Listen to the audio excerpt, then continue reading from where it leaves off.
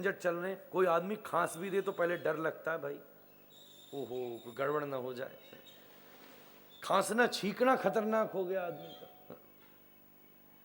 बड़ी लेट आई, तो वो लुधियाना में हमारी कथा चल रही थी, वही भक्ति सागर टीवी पर प्रसारित हुई, तो वो सर्दी बड़ी लेट, दिसंबर में कथा थी, वो सर्दी बड़ी, तो कथा के चौथे पांचवें दिन ही और बड़ी तेज बारिश, लास्ट के 2 दिन की कथा तो हो ही नहीं पाए, सबरा पंडाल बह गए ढह गए। और भाई बस ऐसे ही बैठ के, वो हमारे जो आयोजक थे, हमने कहा मंच पे तू बैठ भाई, हम बैठे, जैसे तैसे 15-15 मिनट बोल के बस कुछ किया क्रम को पूरा, बड़ी आफत आ गई। पर मैं जिसको देखूं वही बहुत प्रसन्न, बड़ा खुश। मैंने भाई क्या बात है, मैं बड़ा परेशान, कथा बिगड़ गई, बारिश आ गई, सब पंडाल टूट गए, तूफान आ गए, बड़ा खुश। बोले नहीं महाराज सर्दी आ गई है। मैंने क्यों भाई सर्दी से क्या मतलब? बोले महाराज हमारा हौजरी का दुकानें बंद थी, सर्दी आ गई, तुरंत कल से बिक्री शुरू, विंटर आ गए। मैंने बहुत बढ़िया, वाह वाह, सीजन आ गया हमारा, समर सीजन, विंटर, सबका कोई ना कोई सीजन है भाई, वो सीजन पहले से टाइम रहता है, सीजन के हिसाब से किस समय किया जाए। ठाकुर जी ने भी सीजन का चुनाव किया, भाई कौन सा सीजन देखो, शरदोत्फुल्ल मल्लिका, शरद ऋतु चुनी। हम शरद ऋतु वाली रात की पूर्णिमा के दिन ये करेंगे, शरद ऋतु वाला चुने। पर शरद भी ये वो वाली शरद नहीं है जो शरद हम आप सब हर साल देखते हैं। यहां कहा शरदोत्फुल्ल मल्लिका, मल्लिका के जो फूल होते हैं वो खिलते हैं बसंत में, वो शरद में नहीं खिलते, वो बसंत में खिलते। और सीजनों में सम्राट है बसंत, राजा है बसंत, पूरी प्रकृति को सुहावना बना देता है। तो कहने का मतलब ये है ऋतु तो शरद है, पर शरद ऋतु भी ऐसी शरद ऋतु नहीं है जैसी सूखी सूखी ढीली ढाली शरद ऋतु हम हर साल देखते हैं। ऋतु तो शरद ही है, पर शरद ऋतु में भी बसंत के से लक्षण नजर आ रहे हैं, शरद का भी बसंत हो जाना। जैसे कोई उत्सव में घर की 75-80 साल की बूढ़ी भी ऐसी सज जाए कि वाह वाह, ऐसा लगे भाई यही दुल्हन है क्या। वो घर में ब्याह हो रहा हो, कभी कभी डोकरी भी ऐसी सज जावे, हमारे ब्रज में तो ऐसे ही बोले भाई, डोकरी चमक रही है भाई, ऐसू सज जावे, ऐसो लगे भाई ओ हो जिन्हें कौन सी है गई। अब ये सब ब्रजवासी बैठे इसलिए हम थोड़ी ने एक पुट डाल दे रहे हैं। ऐसे ही है शरद बूढ़ी ऋतु, है शरद बड़ी ढीली ढाली ऋतु, न नदी उसमें एक्साइटेड होती है, न प्रकृति, न पेड़, कुछ एक्साइटेड नहीं होता। और बसंत में सब एक्साइटेड, खिले खिले, खुशबूदार खुशबूदार रहे। जैसे कोई रोगी माता भी हो कहीं पर, घर में अगर कोई फंक्शन है भाई, तो सब उसको सजा देते हैं भाई, थोड़ा सा परफ्यूम कर दिया, थोड़ा सा बढ़िया कपड़ा पहना के, चाहे वो चुपचाप बैठी हुई है। ऐसे ही मानो कि ऋतु तो शरद ही है, पर शरद ऋतु ने भी भगवान के उस उत्सव में अपनी प्रसन्नता को जाहिर करते हुए बसंत के अनंत लक्षणों को, गुणों को अपने अंदर अपना लिया। और बसंत की तरह सजती हुई शरद आज मौसम व्याप्त हो गया कि लोग भी भ्रमित हो गए कि भाई शरद चल रहा है कि बसंत चल रहा है। तो सीजन भी ऑर्डिनरी नहीं है, ऐसा वाली शरद है जिसमें बसंत के लक्षण दिख रहे हैं, तो सब एक्स्ट्राऑर्डिनरी है। भगवान पिता रात्रि शरदोत्फुल्ल मल्लिका वीक्षरन्तुम मनश्चक्रे योगमायामुपाश्रित। भगवान ने ये सब देखा, वीक्षरन्तुम, वृंदावन को देख करके, रंतुम क्रीड़ा, क्रीड़ा की धातु है, खेलने का मन हुआ। बंधुओं खेल खेल में जो बड़ा काम कर जाए वही तो श्रेष्ठ महात्मा होता है। खेल खेल के ही सारी सूचना दी थी। खेल खेल में बच्चे को समझा दिया। खेल, आजकल खेल भी ऐसे आते हैं भाई, एजुकेशनल क्विज, ऐसा खेल खेलो कि बच्चा थोड़ा सा कुछ सीख जाए। रन तुम, भगवान ने करी तो क्रीड़ा, पर ऐसी क्रीड़ा करी कि जहां समाधिवेत्ता महापुरुष भी विद्यार्थी बन करके बैठे। योग मायाम उपाश्रितः, योग माया का आश्रय लिया, उसने सारी व्यवस्था संभाली, सब माहौल वृंदावन का तैयार हो गया। जब सारी व्यवस्था तैयार हो गई, वेन्यू जो वृंदावन है वो भी एक्स्ट्राऑर्डिनरी वेन्यू है, कोई नॉर्मल ऑर्डिनरी नहीं है, सामान्य नहीं है। श्रीधाम वृंदावन को आप कोई सामान्य स्थान तीर्थ सीधा सीधा न समझ लेना। मालूम है आप दिल्ली वासी हो, बस 125 किलोमीटर ही दूर हो, जब देखो तब मुंह उठाया पहुंच जाते हो, सवेरे हो संध्या भग आते हो। या को मतलब ये नहीं है आपको सुलभ है तो इसका मतलब ये नहीं है कि बहुत कोई सिंपल और ऑर्डिनरी चीज है भाई। कई बार क्या होता है, कोई चीज सुलभ हो जाती है तो हम उसको ऑर्डिनरी मान लेते हैं। कभी ब्रह्मा जी से पूछना, कभी शिव जी आपसे जीवन में मिले ना, कभी इंद्र मिल जाए ना आपको कभी लाइफ में, तो आप उनसे कभी जिक्र छेड़ना कि जरा ये बताओ भाई वृंदावन कैसा है। उनके आंखें गीली पड़ जाएंगी, आपके पाम धो धो के वो पी लेंगे। अच्छा तुम्हें वृंदावन में प्रवेश प्राप्त है, आपको राधारमण जी दर्शन, बांके बिहारी दर्शन का सौभाग्य प्राप्त है। हम जिंदगी भर तप कर रहे हैं कि हमें इस वृंदावन के एक घास बनने का सौभाग्य प्राप्त हो जाए। वृंदावन प्रिया जी का हृदय है। कोई कहे कि राधा रानी वृंदावन में रहती हैं तो वो गलत बोलता है। राधा रानी वृंदावन में नहीं रहती, वृंदावन राधा रानी में रहता है। श्री धाम प्रिया जी के हृदय का ही स्वरूप है। अपने प्यारे को आप दिल में रखते हो, घर में थोड़ी ना रखते हो। जिसके लिए दिल में जगह नहीं हो उसके लिए घर में भी जगह नहीं होगी, चाहे कितना भी बड़ा मकान क्यों ना हो। ऐसी दिव्य स्थान पर भगवान ने वंशी का अद्भुत निनाद उपस्थित किया। निशम्य गीतम तदनंग वर्धनम व्रज स्त्रिया कृष्ण गृहीत मानसा आजग्मुरन्योन्य मलक्षितोद्यमा सयत्र कांतो जबलोलकुंडला। निशम्य गीतम तदनंग वर्धनम, वंशी के द्वारा ऐसा निनाद किया। ठाकुर जी की बंशी अलग होती है, मुरली अलग होती है, आकर्षणी अलग होती है। हम तो एक ही पकड़ा देते, कितनी अलग अलग अलग अलग प्रकार की होती हैं। वंशी अलग है, मुरलिका अलग है, आकर्षणी अलग है, और भगवान उन सब का अलग अलग प्रयोग करते हैं। गैयाओं के लिए अलग प्रयोग है, गोपिन के लिए अलग प्रयोग है, हमारे गौड़ीय संप्रदाय में इसका वर्णन है।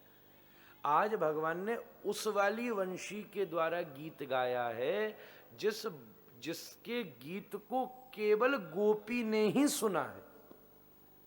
वो वंशी की ऐसी दुनिया है, उस वंशी की रेंज ऐसी है कि केवल गोपी के कान उस तक पकड़ पाए हैं। कान की अपनी अपनी सबकी रेंज होती है, मानव की अपनी रेंज है, अलग अलग रेंज है। हम एक स्तर से नीचे का भी नहीं सुन सकते और एक स्तर से ऊपर का भी नहीं सुन सकते। पर भगवान ने इस स्वर में बजाई है कि गोपी के अलावा कोई सुन नहीं पाई है। वंशी खूब बजाई पर गोपी ही सुन पाई। निशम्य गीतम तदनंग वर्धनम व्रजस्त्रिया कृष्ण गृहीत मानसा। बंशी, भगवान की बंसी सबका मन हर लेती है। भगवान की क्या बंशी में इतनी ताकत है कि वो किसी के द्वारा भी बजे तो मन हर जाता है। तावती वंशिका नादे महिमा चारु गद्यते। वंशी का नाद सारे वाद्यों के नाद में सबसे ऊंचा होता है। कोई भी बजाए तो मन हर जाएगा, गोविंद बजाए तो क्या न हो जाएगा। पर कृष्ण गृहीत मानस, ब्रजस्त्रिया कृष्ण गृहीत मानसा, आज भगवान के नाद के द्वारा केवल ब्रजस्त्रियाओं का ही मन हरित हुआ, मन खिंच गया, मन चला गया, मन आ गया। जहां मन आता है वहीं तन आता है। पहले यहां मन आया था फिर तन आया था, पहले यहां से मन ही जाएगा और फिर तन जाएगा। पहले तन नहीं जाएगा, पहले मन ही जाएगा। अगर आपको जाना हो 6 बजे, अगर मन यही है तो आप कितना भी जरूरी काम हो नहीं जा पाओगे, और अगर मन यहां नहीं है तो 5:45 ही सरक जाओगे। पहले मन जाता है फिर आप जाते हो, पहले मन आता है और फिर आप आते हो। मन के हारे हार है, मन के जीते जीत। भगवान ने मन अपने कंट्रोल में ले लिया, गोपियों का मन खींच लिया, मन पकड़ लिया। मन आ गया तो गोपी भी आएगी। सयत्र कांतो जबलोल कुंडलाह। भगवान की अद्भुत वंशी के निनाद से गोपी आकर्षित हो गई। सबने वंशित ध्वनि सुनी। अलग अलग गोपी हैं। एक गोपी बैठ करके दूध काट रही है। दुहंत्यो भीययु काश्चिद दोहम हित्वा समुत्सुका पयोधि श्रुत्य संयाव मनदवाश्या पराययु परिवेशयन्तस्तद्धित्वा पाययन्त्य शुशुन्पय शुश्रूषन्त्य पतिं काश्चिद अश्नन्त्योपास्य भोजनं लिम्पन्त्यः प्रम्रजन्तोऽन्या अंजन्त्यः काश्चलोचने व्यत्यस्त वस्त्राभरणा काश्चिद कृष्णान्तिकं ययुः तावार्यमाणा पतिभिः पितृभिः भ्रातृबन्धुभिः गोविंदा पहृतात्मानो नन्यवर्तन्त मोहिता अंतर्गृहगता काश्चिद गोप्यो लब्ध विनिर्गम कृष्णम तद भावना युक्ता दध्युर्मीलितलोचना दुस्सह पृष्ठ विरह तीव्रताप धुताशभ ध्यान प्राप्त च्युतश्लेष निर्वित्याक्षीण मंगला तमेव परमात्मानं जार बुद्ध्या पिशंगता जहुर्गुणमयम देहम सद्य प्रक्षीण बंदना। महाराज, एक गोपी बैठी बैठी दूध काट रही थी। बंशी सुनी, दूध काढ़नो बंद कीनो, काढ़ो फेंको। ओ भाजी, बंशी ने पूछो, चोरी फेंक काय को दीनो? बोले फेंकती नाए तो जितनी देर ठाकुर जी के सामने ठाड़ी होती, अगर बामे से एक क्षण के ताई भी या दूध की स्मृति आ जाती तो वहां क्षण प्रिय मिलन से छूट जाती। सवन ने फेंक के भागी है गोपी, और हम सवन ने लाद के ले जाए। एक गोपी बैठी हुई श्रृंगार कर रही है। श्रृंगार में भी अंजंत्य काश्चलोचनी, अपने आंखों में काजल लगा रही है, बिल्कुल सोने की सलाई से 90 डिग्री का एंगल बना के बहुत ध्यान से। अब माताओं से पूछो भाई काजल लगाना कितना टेढ़ा काम है, ने इधर से इधर हो गया, सब नहाए धोए बर्बाद हो गए भाई, अब करो साफ करो, बड़े ध्यान से।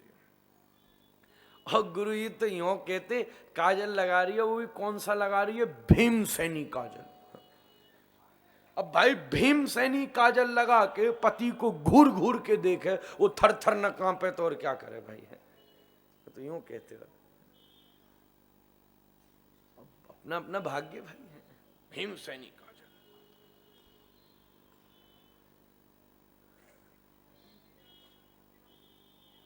तो महाराज बंशी पहुंची। पहुंचते ही कहा भाई तू किस झंझट में फंसी हुई है, क्या आपने श्रृंगार में लग रही है? गोपाल बुला रहे हैं तुझे। अच्छा अच्छा, गोविंद बुला रहे हैं। सोने की सलाई फेंकी और सबरी सामग्री फेंकी, बल्कि काजल निकाल के अपने ऊपर सब जगह लगा ली ना, और भागी।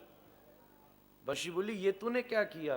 बोले यारा एकमात्र मेरा ही तो प्रिय ऐसा है जो ये नहीं देखता कौन काला है, कौन गोरा, कौन छोटा, कौन बड़ा, जो देह के से आकर्षित नहीं होता, जो व्यक्ति के सुंदर मन से आकर्षित हो जाता है। वो भी काला, आज उसके प्यार में मैं भी काली हो गई। एक गोपी बैठी भोजन करा रही थी, पाश्य भोजनम। सुनते ही भाजी एक गोपी को जाने नहीं दिया, कमरा में बंद कर दिया, देह को छोड़कर भाग गई। कोई बात नहीं, प्रिय मिलन में शरीर भी बंधन नहीं है। शरीर तुम्हारा संबंधी है, शरीर तुम संभालो। योगियों की तरह आंख बंद करके बैठ। अंतर्गृहगता काश्चिद गोप्योलब्ध निर्गमा कृष्णम तद भावना युक्ता दध्युर्मीलित लोचना। आंखें बंद करके ध्यानस्थ होके बैठ गई और अपनी इच्छा से अपने शरीर को छोड़ दिया और आत्मा से परमात्मा की उस लीला में प्रवेश कर गई। सारी गोपी आई, गोविंद ने स्वागत किया। स्वागतम भो महाभाग प्रियम किम करवाणिव व्रजस्यानामयं कच्चिद ब्रूता गमन कारणम। आइए पधारिए, स्वागतम भो महा, आइए पधारिए पधारिए। प्रियम किम करवाणिव, हम आपके लिए क्या प्रिय करें? सब ठीक है ब्रज में, कोई असुर ने हमला कर दिया। ब्रूता गमन कारणम, आप के यहां आने का क्या कारण है बताओ। किसी अपने प्रिय से ये कहा जाता है आप यहाँ क्यों आए हो? आनंद जी हमारे पास वृंदावन है, हमसे कहें आनंद जी क्यों आए? हम इनके घर में पहुंच जाएं, ब्रज किशोर जी पूछे हमसे महाराज जी क्यों आए हो? अरे भाई हद हो गई, अपना समझते थे इसलिए आ गए। क्यों तो औरों के यहाँ, क्यों में तो व्यापार है, जहां क्यों नहीं है वहीं तो प्यार है। ऐसे ही आ गए, बस मन हुआ आ गए। गोविंद पूछ रहे हैं आप यहां क्यों आई हो? ये फॉर्मेलिटी किसके लिए है? ये फॉर्मेलिटी क्यों? बेकार में फॉर्मेलिटी। पत्नी 15 दिन मायके रह के घर पहुंचे और तुम दरवाजा खोल के पूछो क्यों आई है? पता चलेगी फिर पूछने को कहा हुआ है। क्यों आई है पूछो जरा। पति बेचारा घूम के आया, पत्नी पूछा क्यों आए हो? अभी पता चलेगा। ठाकुर जी ने पूछ लिया क्यों आई हो? रात में घूमना तुम्हारा अच्छी बात नहीं, घर जाइए घर जाइए। ओहो, गोपी तो खींच गई। पहले बंशी बजा के बुलाते हो, फिर आते हो तो पूछते हो क्यों आई है? गोपी ने प्रणय गीत का गान किया। मयिवं विभोर हति भवान गदितुम नृशंसम संत्यज्य सर्व विषयांस तव पादमूलम भक्ता भजस्व दुर्वग्रहमात्यजास्मान् देवो यथादि पुरुषो भजते मुमुक्षुन्। हे भगवन, रोती गोपी कह रही है, हे भगवन आप इतने नृशंस न बनो, इतने कठोर न बनो। ये कठोरता आपको शोभनीय नहीं लगती, ये सुशोभनीय नहीं है। आपके लिए प्रसन्न रहना ही सुशोभनीय। हमारा ठाकुर मधुर मधुर अच्छा लगता है। अधर मधुरम वदनो मधुरम नयनो मधुरम हसितो मधुरम। मधुर मधुर अच्छा लगता है। ये क्रोधम मधुरम नहीं है भाई। क्रोध में आप इतने नहीं लग रहे मीठे, कैसी कठोरता आपने उठा रखी है। कोमल पसंद है, कठोर पसंद नहीं है। आम कठोर हो जाए कोई खाएगा, अमरूद कठोर हो जाए कोई खाएगा, केला कठोर हो जाए कोई खाएगा, है स्ट्रॉबेरी कठोर हो जाए कोई खाएगी। कठोरता किसको पसंद है भाई? कोमलता सबको पसंद है। जो चीज कठोर होती है हम उसको उबाल करके कोमल कर देते। ठाकुर कठोर आपको शोभनीय नहीं देता। ये कठोरता, ये इतनी गहराई, ये इतना ऐश्वर्य, हाँ ना, ये आप जान कहना मथुरा के बाद में बोलना ये सब बातें, ये हस्तिनापुर में शोभनीय देंगी, ये भाई कुरुक्षेत्र पे शोभनीय देंगी। वृंदावन में ये सब नहीं। वृंदावन में तो हम बोलेंगे और तुम हाँ कहोगे, ना कहना वहां, यहां नहीं कह सकते। ये कठोरता आपके लिए शोभनीय नहीं है ठाकुर। मयिबम विभोर हति भवान गदितम शंसम। अरे समत्यज्य सर्व विषयांस तव पाद मूल। आप यूं पूछ रहे हो हम यहां क्यों आई हैं?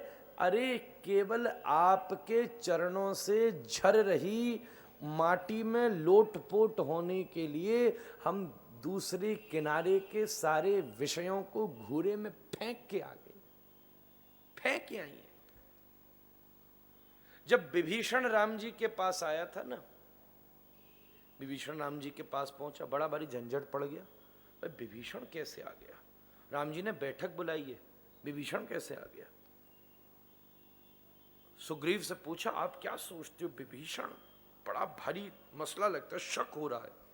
सुग्रीव कहता मैं राजा हूं, रावण भी एक अच्छा राजा है, ऐसी मूर्खता तो कर नहीं सकता कि वह छोटे भैया को और शत्रु सेना में भेज दे, जिसको राज्य के अंदर की एक एक पोल मालूम हो, एक एक बात मालूम हो अंदर की। रावण के पीछे से विभीषण ही राज्य संभालता है, कुंभकर्ण तो सोते ही रहे बेचारो, काम ही का भाई। रावण के पीछे से वही संभालता है जिसको सब चीज मालूम हो, और वो फटाफट वहां आ गया। बड़ा भारी मुझे कोई भयंकर नीति छुपी लग रही है इसमें। ये विभीषण को बांधो और इसको मार पीट करके इसका मुंह खुलवाओ कि यहां क्यों आया ये। अच्छा नलिनी तुम क्या कहते हो? बोले मैं सुग्रीव जी की बात से सहमत हूं। जामवंत जी आप? बोले महाराज इसको आने दो, मैं इसकी शक्ल देख के देखता हूं कि ये क्या विचार है इसका। हनुमान जी आप क्या कहते हो? मुस्कुराते हनुमान जी बोले प्रभु पूरी लंका में एक ही तो मिलो जाकू तुम्हारे ताई पटाव के लाए हो, यहाँ एक ही मिलो, जरा सुनो तो सही कह के अरे मैं राम आपकी शरण में आया हूं, बात तो सुनो उसकी। विभीषण ने रघुनाथ से कहा समत्यज्य बांधव जनम च विभीषण हम। वाल्मीकि रामायण का श्लोक है कि मैं बंधु बांधवों को छोड़ करके राम जी आपकी शरण में आया हूं। विभीषण ने कहा कि मैंने रिश्तेदार छोड़े, विभीषण ने लंका नहीं छोड़ी थी। बहुत ध्यान से देखना, लंका तो राम जी ने उसके आते ही उसे दे दी, लंकेश का तिलक कर दिया, तू है लंका का राजा भाई। लखनलाल जी ने भी माथों पीट लो भैया राम आपको भी कौन न समझ सके हैं, अभी विभीषण आया है तुमने लंका दे दी, अच्छा कल रावण भी आ गयो जय श्री राम करते हो तो क्या करोगे? राम जी ने कहा कोई बात नहीं, आए तो सही, इसको लंकेश बनाया उसको अवधेश बना देंगे, हम जंगल में ही बढ़िया है, आओ तो सही, कोई यहां कोई खाली है क्या, हम चिंता की क्या बात है। लंका के लोग छोड़े विभीषण ने, अरे जो लोग छोड़कर आया राम के रूप में प्रभु आपने उसे अपनी शरणागति दे दी। इसलिए वो ऋषि ही आज ये बात कह रहे हैं अपनी गोपी के रूप में प्रणय गीत में, जब रिश्तेदारों को छोड़कर विभीषण आया था तब तुमने उसे अपनी शरण दे दी। अरे हम तो समत्यज्य सर्व विषयांश, हम तो सारे के सारे विषय को, केवल रिश्तेदार नहीं, केवल राज्य नहीं, बल्कि इस विषयात्मक संसार की हर एक चीज को छोड़कर आ रहे हैं, और आप हमसे कह रहे हो घर वापस चले जाओ। हे भगवान ये शोभनीय नहीं है, हमारे आप ही प्रिय हो। जैसे कोई पत्नी पति की फोटो देखकर पति को याद करे, पर जब पति घर में हो तब भी वो पति की फोटो ही देखती रहे, तो इसका मतलब समझना कि उसको किसी साइकोलॉजिस्ट के पास ले जाना जरूरी है। भाई पति सामने खड़ो तो भी फोटो ही देख रही है। बोले ऐसे ही भगवान जब तक आप हमारे पास नहीं होते तब तक हम रिश्तेदार रूपी आपकी फोटो में आपका अभ्यास करते हैं, पर जब आप आ जाओ तब भी हम उन्हीं फोटोओं को देखते रहें तो हम कितने मूर्ख हो जाएंगे। भगवान अपूर्व भाव से रास में स्थित हुए, रास के मध्य गोपी के मन में भाव आया, अरे हमारा सौभाग्य तो देखो, जिसके इशारे पर दुनिया नाचती है वो आज हमारे इशारे पर नाच रहा है।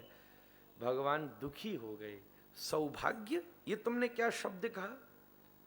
भाग्य बनता है कर्म से, कर्म करता है जीव, तो रास का प्रवेश क्या कर्म का फल है? असंभव। कर्म के फल से रास का श्रोता बनने का भी सौभाग्य मिल जाए तो बहुत बड़ी बात मानना। ये रास के अंदर प्रवेश तुम्हारे भाग्य का फल नहीं है, रास के अंदर प्रवेश तो श्री राधा रानी की कृपा का फल है।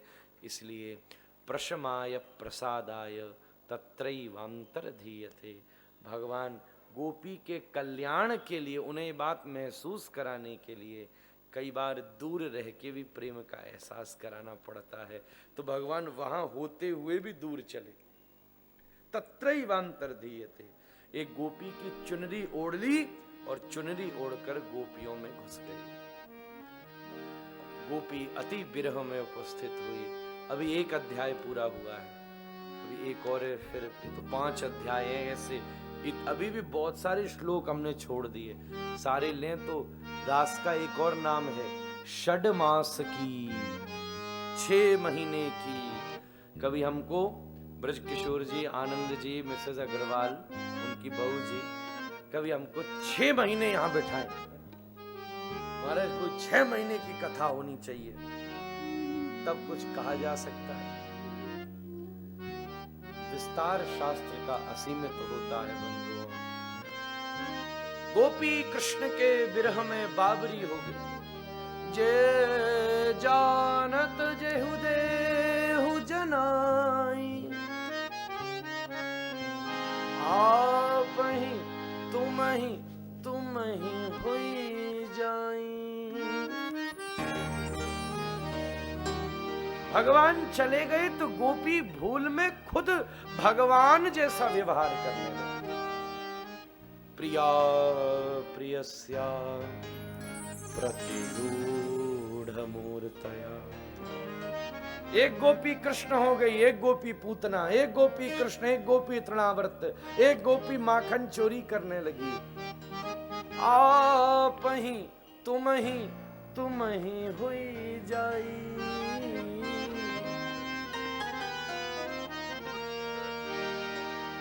भगवान न मिले तो गोपी इतनी घायल हो गई कि प्रकृति से पता पूछ रही है। कच्चित तुलसी कल्याणी गोविंद चरण प्रिय, सहत्वालि कुलैर्विभ्रद दृष्टश्चेति प्रियच्युत। हे तुलसी, कल तक तू हरिता थी, आज श्यामा कैसी हो गई? क्या करस्पर्शेन माधव, जाते माधव ने तुझे छू लिया था। प्रियालपन सासन को विदार, जम्बर कविल्व कुलाम्र कदम बनीपा। हे कालिंदी, कल तक तो तू ठीक थी, आज श्यामा कैसी हो गई? मेरे श्याम ने तुझ पर चरण धरा क्या? अरे भौरो, हे अशोक के पेड़, कच्चिद कुरव का शोक, नाग पुन्नाग चंपक, रामानुजो मानिनी नाम मितो दर्पहरस्मित। अरे मेरे दर्प का हरण कर, मेरे दुख का हरण कर अशोक। जरा ऊंचे से देखना मेरा गोपाल कहां जा रहा है। हे खग, हे मृग, मधुकर श्रेणी, तुम देखी सीता मृग नैनी। रामलीला में राम पता पूछ रहे हैं अपनी प्रिया का पेड़ों से, खगों से, मृगों से, भौरों से। हे खग, हे मृग, मधुकर श्रेणी, तुम देखी सीता मृग नैनी। आज कृष्ण लीला में प्रियाएं पता पूछ रही हैं गोविंद का। हे पेड़ बता, हे भौरे बता, हे पक्षी बता, हे यमुने बता।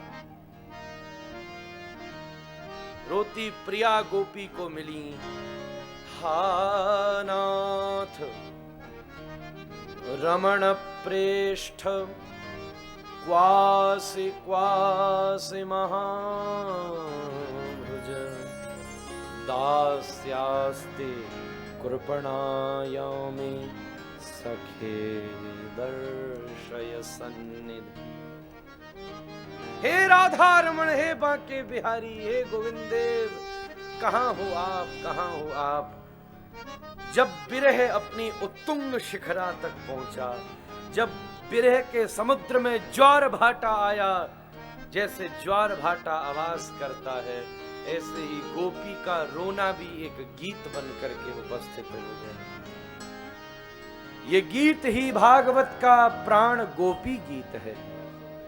गोपी गीत केवल एक गीत नहीं है, बल्कि जैसे आप किसी की छाती पर कान लगाओ तो दिल की धड़कन सुनाई देगी ना, भागवत की दिल की धड़कन की ध्वनि ही गोपी गीत है। ये धुक धुक है भागवत का, ये हार्ट बीट है भागवत की। गोपी गीत जो भागवत का परम सार है, जिसकी परम कृपा से